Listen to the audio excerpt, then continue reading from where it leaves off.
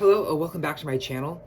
So this morning I started reading in the Portable Chekhov. I showed this book in my last video, my April TBR video. This is one of the books that was on that list. And I just decided just to read a couple of the short stories every day this month to finish the book.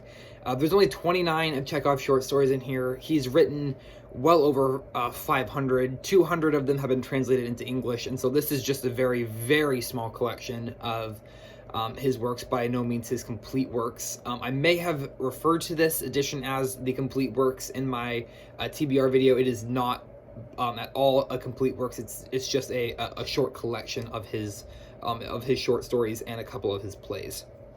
But I decided that for the video structure of this book, I want to just do a video for every short story in here. 29 videos, 29 short stories. Some of them are incredibly short, like the first one I read in here, which was only 4 pages, and that's the one I'll talk about today. And some of them are up to about 40 or 50 pages, so I think it'll be very manageable to do one video for each. And so I just started at the very beginning. The first story that is in here is his short story, Vanka. And Vanka is it's a Christmas short story, actually, which I didn't realize until I started reading it. I have read it once before, years and years ago, and I forgot that it was a Christmas story. But it's a super short story. It's only 4 pages. It's incredibly sad. For being 4 pages, it's very depressing, actually. And really what the story is it opens with a young boy, Vanka, who's 9 years old. It's Christmas Eve. He is apprenticed to a shoemaker in Moscow. It's Christmas Eve. His master, the shoemaker's wife, and their journeyman are gone to midnight mass, and so Vanka is left in the house alone. And it's one of the rare occasions that he is left in the house unsupervised and alone.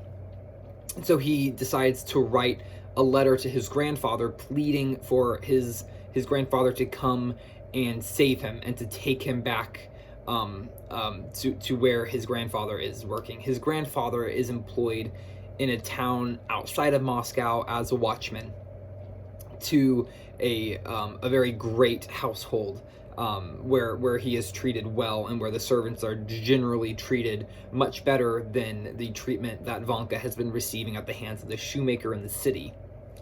And so Vanka drafts this letter to his grandfather, basically describing these horrible working conditions that he is subjected to, overworking, working much too difficult of jobs for a boy as young as he is. He is not being fed properly, he's not being treated properly, and he just pleads with his grandfather to come and save him. And he explains how he has thought about running away, but he doesn't have any boots, and he's afraid of the frost, and he doesn't see any way that he could leave on his own, and he needs his grandfather to come and save him.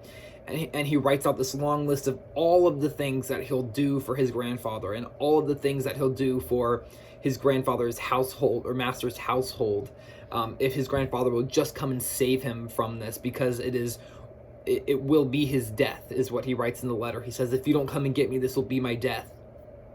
And it's a terribly heartbreaking letter to read, and it's a 9-year-old boy who's writing it, and you feel it's just a terrible situation. You feel so badly for him, and you want to just go in and save him yourself. And while he's writing this, he gets these flashbacks, these memories of his time that he spent with his grandfather. The house his grandfather is the watchman for, he used to also work there. His mother worked there, and so he worked there. And he describes his time at this household, and all the servants who were his friends, and one servant girl in particular named Olga, who taught him to write and to read. And that when his mother died, his grandfather assigned him to this apprenticeship in the city, thinking that he would be able to learn a valuable skill and that he would be able to have a better future because of it. And his grandfather certainly didn't know that it would be this awful environment, this awful treatment of Vanka that it turned out to be. And of course, his grandfather still does not know that it is that treatment for him. And so he Vanka pictures his grandfather, what he must be doing as he's penning this letter, enjoying an evening with the servants in the kitchen of the great houses, having conversations, laughing, having, just having a general, a joyous time in comparison to Vanka's experiences. And then towards the very end of writing his letter, he has he remembers a story of a time when he went with his grandfather to cut down a Christmas tree. And describes this very beautiful scene and this very fun, lighthearted day with his grandfather. Then when he finishes writing this letter, and he's trying to remember how he was supposed to post this letter. And the day before, when he bought an envelope, he asked someone how he mails a letter, and they told him that you put it in a box, and that the post comes by and delivers it anywhere in the world where you want it to go. But he still doesn't really know how it works. And so on the envelope, he writes it. He addresses the envelope to his grandfather outside of the city, is how he addresses it. And it's such a sad moment, because he's so innocent, and and so in his mind, he just assumes that if he writes the name on the envelope of where he wants the letter to end up, and then magically it will appear there. And so he doesn't put an actual address on it.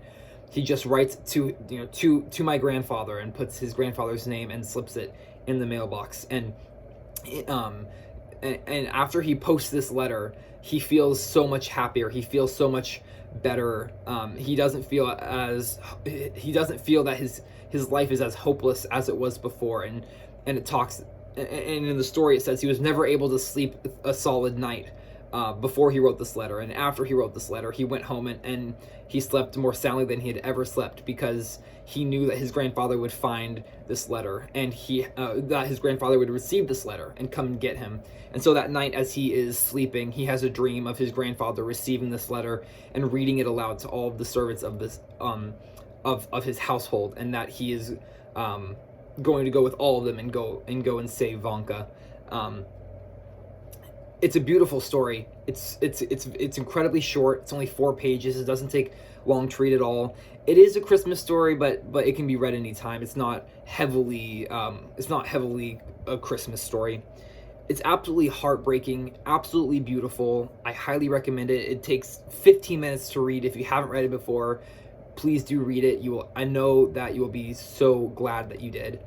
Thank you so much for watching. I hope you enjoyed, and I will see you in the next video. I'm hoping to do as many of these videos a week as I can. A couple, 3 or 4 a week would be my goal with this. Just kind of working through this Portable Chekhov book.